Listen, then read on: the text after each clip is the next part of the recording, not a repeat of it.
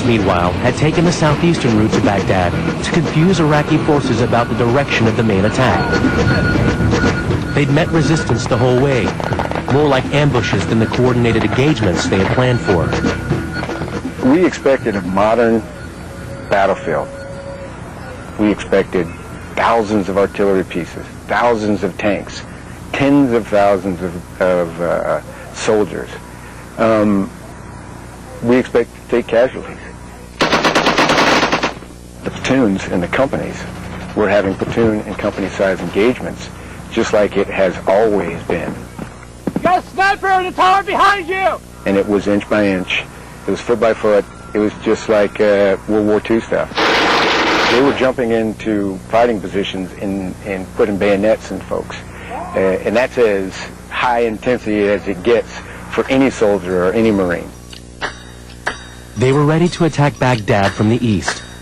But to get there, they would have to cross the Diyalah River, a narrow waterway so insignificant that it had not even been mentioned in briefings.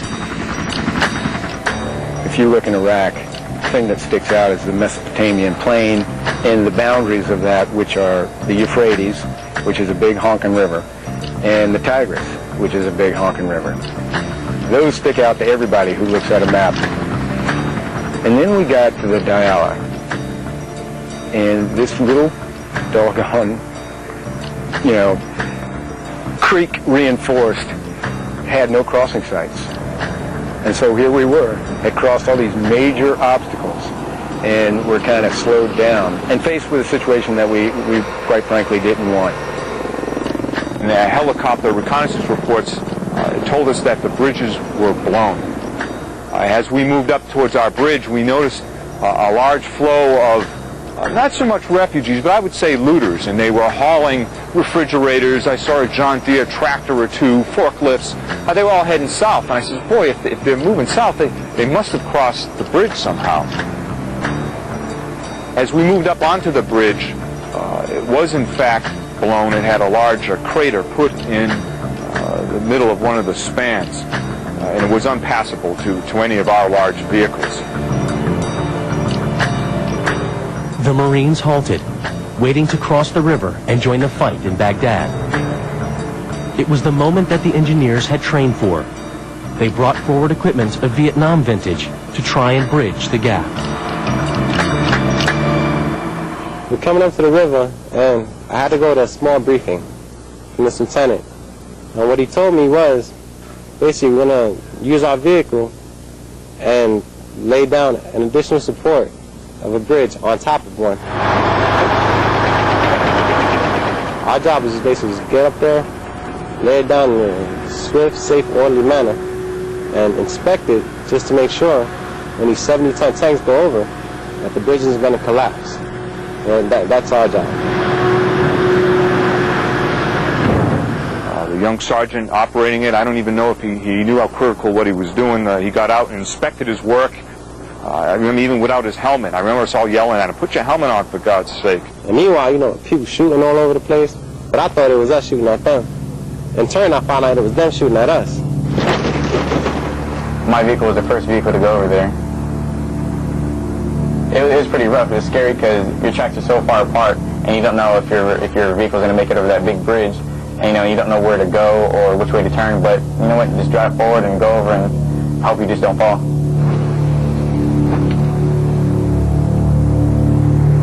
I remember seeing a big rocket. I don't know what it was, but it was pretty big, and I was like, thank God that thing didn't get fired at us. That's one thing I remember. So that northern bridge turned out to be a gold mine for us in terms of giving us the ability and the flexibility to maneuver on Baghdad. We took part in something a little bit bigger than the average man. And even though we thought it was nothing, someone up there, the higher ups, those who control things, they see that we did something great. So, for me, it felt really good. The Diyalah River had held up the Marines, but on the 8th of April, they rolled into Baghdad from the east. In the case of Baghdad, as of all the built-up areas in Iraq, we didn't really want to go into them because we thought it would be drawn out and nasty and bloody, quite frankly. So going into Baghdad, we were a little hesitant. We were confident in our weapon systems, but what was the enemy going to do? Was he going to take pot shots at us from buildings? Were we going to have to cause a lot of what we would call collateral damage? I'm going to be destroying the homes of innocents, killing the innocent civilians. What is the price we're going to pay to take down Baghdad? The price would become apparent later, but on that day, the Marines drove straight into Firdos Square in the city center on the east bank of the Tigris. What happened next became the symbolic end of Saddam's regime. I had noticed that there was a statue that was in the middle of the square, so I had radioed my executive officer, and I said, sir, I've got this statue over here. Can we go knock it down? And he goes, no, Gunny, that's not what we're here for. And I said, roger that, sir. So we sat there for a little bit, and then the next thing you know, the square started filling up with a lot of Iraqi civilians. And one of the Iraqi civilians had walked up to myself at the Mike 88, and he asked me if we could help him take down the statue. And when I relayed what my company commander had said, that that was not what we was here for, he asked for equipment to do it himself. So I gave him a long piece of rope and a sledgehammer, gave him what I could provide so they could do it themselves. So we sat there and watched them struggle with it for a while before my company commander, Captain Lewis, came up to the 88.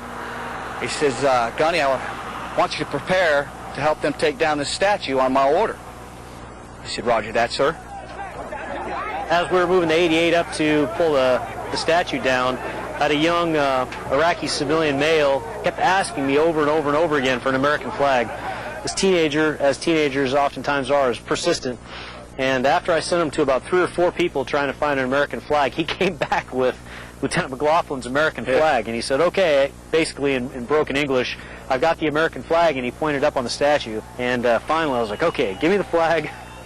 Yeah. I gave it to Sergeant Sutherland. I said, run this thing up top and then pull it back down, and we'll put in an Iraqi flag. We'll go right up after.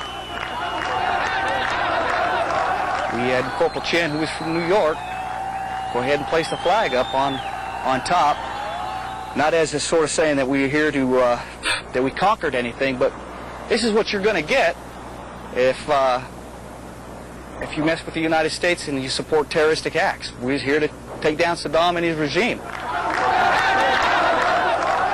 The media version was that a U.S. commander ordered the flag to come down. Nevertheless, the Iraqi flag went up soon afterwards. And they were very insistent about which Iraqi flag went back up.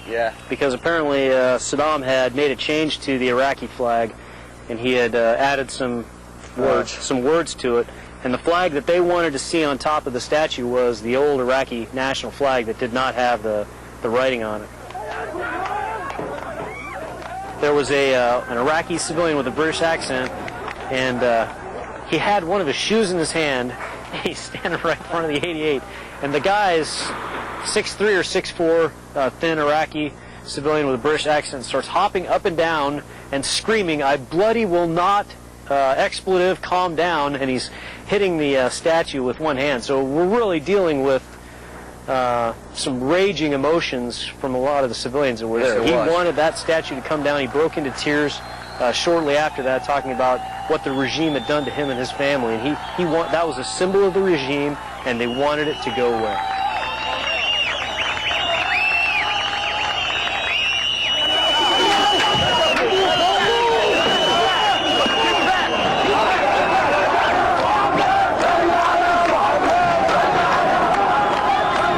Some of the Iraqi citizens which were beating it with the soles of their shoes, which is one of the biggest disgraces, I guess, that they can bestow upon a person.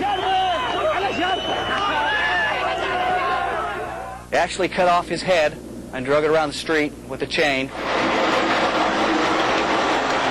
That whole day was very strange. It was totally different than anything that we'd experienced during the war up to that point. But I think there was a nagging feeling in the back of all of my minds that there was plenty left to do. The Army